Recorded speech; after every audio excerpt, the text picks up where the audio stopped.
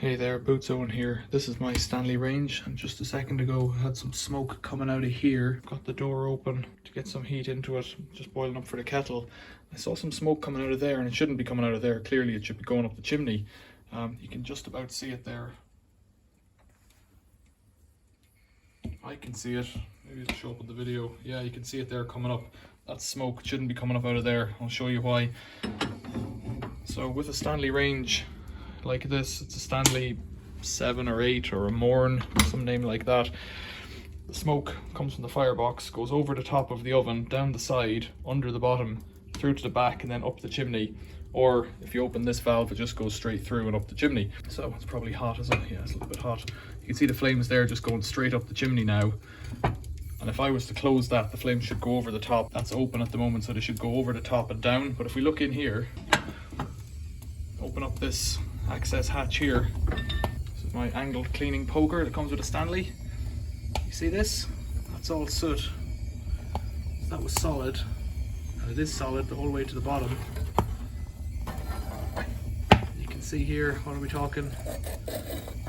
About between 6 and 10 mil of soot on there, and the gap's about 30 mil. And those snots get all clogged up. So if I just give that a rake out now, all that soot's gone down to the bottom. That's just going to clog it up, of course. But that's about 3 weeks of continuous firing with smokeless fuel. You see that big heap of stuff there, and all those little dangly snots. None of them should be there. If I rake some of them down, they're all getting sucked in because the chimney's open there. If I close it, wonder will it smoke out of here? Let's have a go. Let's close this. The kettle's starting to boil. Where's the smoke going to go? It should be going over the top, and you can see it. Perhaps you can see it now. Going over the top, and because I've cleared it, it's now making a kind of a whirlwind and going down, but only because I've cleared it and it needs to be vacuumed out. So I'll have to let the stove go out. That's the way it is. We'll have to let it go out and clear it. And to clear it, the chimney's probably quite clear. Let's open that up again and have a look.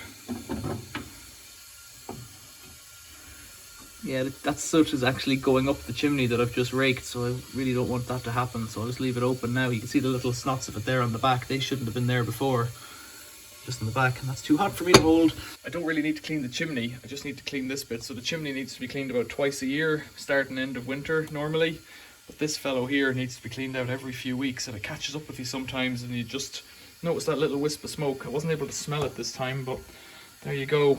Appliances, you got to keep on top of them. There's a carbon monoxide detector in this room. It's never gone off, even with smoke. That you could see it smoke in the room one time last year.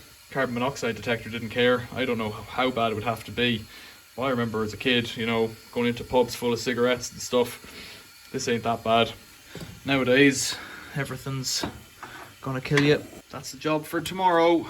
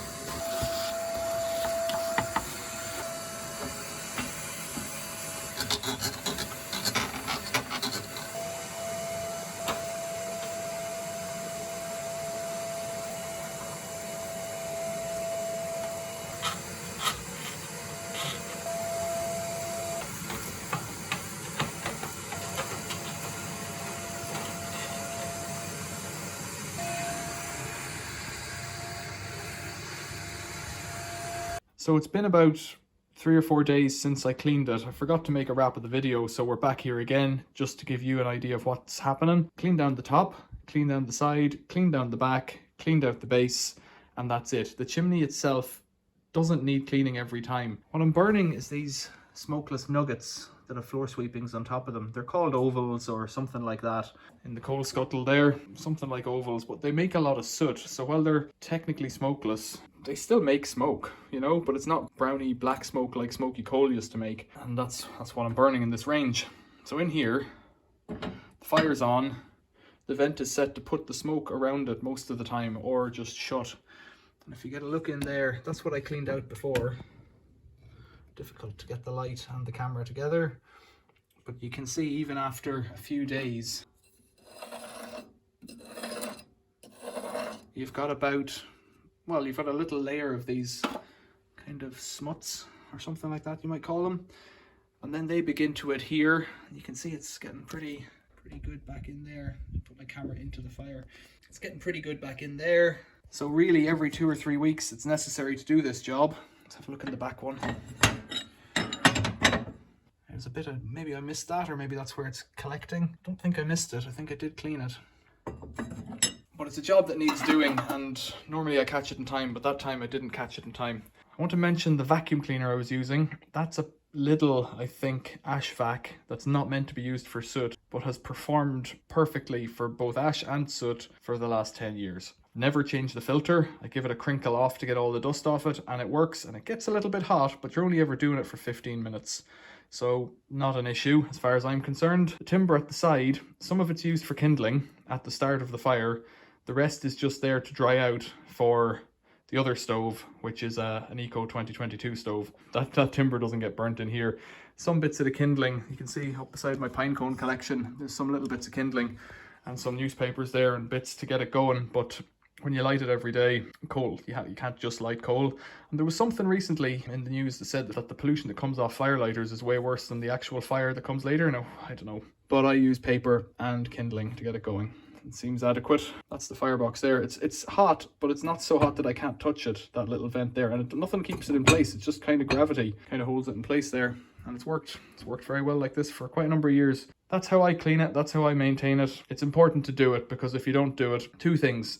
If it's all blocked around the oven will never get hot if you're cooking on it, and we do cook on this. If you don't clean out at the very back at the bottom and there's stuff falling down the chimney, that'll get clogged up. Your smoke won't get out, and that's not good. Now you can still get it out through this vent, which is actually open at the moment. I should have closed it. It should be closed like that, letting the heat up the chimney. Yeah, you don't want it so that your chimney's so blocked that smoke's going to kill you. Carbon monoxide is going to kill you. And the last thing was the black pipe that I was using to hoover out in there is just a piece of electrical conduit that I bent using heat into a shape that will get into all the corners. And this is the original Stanley tool. These are the tools, not the tongs there, but this L-shaped piece of flat iron bent up like that. It's about 60 centimeters long with a bend on it of about 10 centimeters, and it's about 10 centimeters or ½ inch by 2 mil steel, maybe 3 mil steel.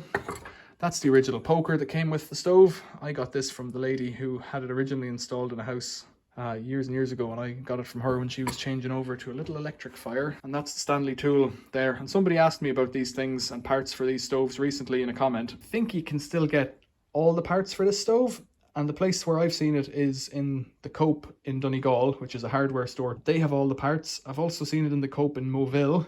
The cooperative in Moville, Inishowen Cooperative, has them or can order them.